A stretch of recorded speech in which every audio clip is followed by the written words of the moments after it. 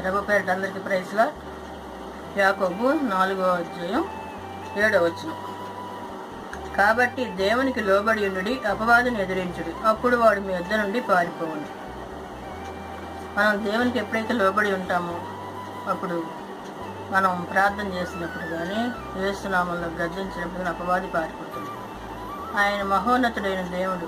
ఆయన్ని ఆశ్రయించినప్పుడు మనకి ఏది కూడా కొదువై ఉండదు.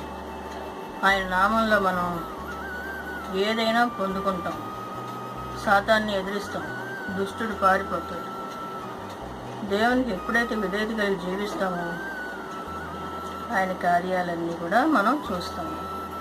దేవునికి లోబడి ఉండాలి. ఆయన ఆజ్ఞలు, కట్టడలు, విధులన్నీ కూడా మనం పాటించగలిగి ఉంటే దేవుడు మనకి సహాయం చేస్తాడు.